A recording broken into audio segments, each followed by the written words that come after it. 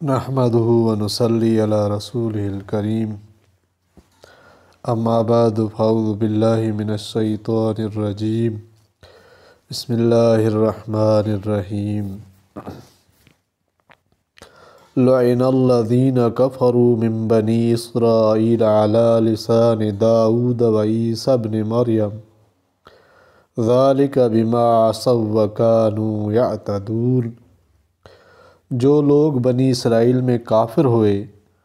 ان پر داؤد اور عیسیٰ بن مریم کی زبان سے لعنت کی گئی، یہ اس لیے کہ نافرمانی کرتے تھے اور حد سے تجاوز کرتے تھے۔ یہاں پر بنی اسرائیل کے انجام بد کا ذکر ہے، جیسے دوسری آیت میں ان بنی اسرائیل کا انجام بد ذکر کیا گیا ہے جو اس افراط و تفریط کی گمراہی میں مبتلا تھے کہ ان پر اللہ تعالیٰ کی لعنت ہوئی، اول داؤد علیہ السلام کی زبان سے، جس کے نتیجے میں ان کی صورتیں مسخ ہو کر خنزیر بن گئے،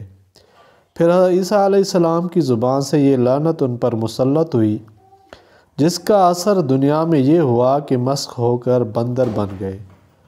اور بعض مفسرین نے فرمایا کہ اس جگہ بتقاضائے مقام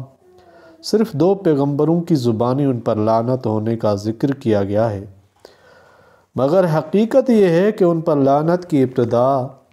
حضرت موسیٰ علیہ السلام سے ہوئی اور انتہا حضرت خاتم الانبیاء صلی اللہ علیہ وآلہ وسلم پر ہوئی۔ اس طرح مسلسل 4 پیغمبروں کی زبانی ان لوگوں پر لعنت مسلط ہوئی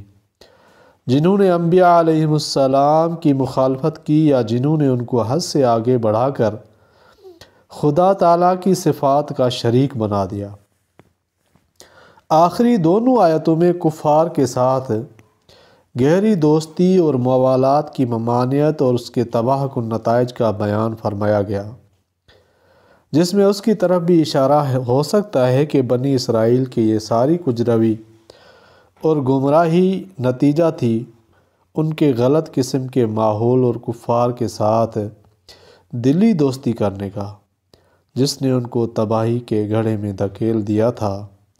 اللہ تعالیٰ قرآن پاک کو سمجھنے کی توفیق عطا فرمائے، آمین یا رب العالمین۔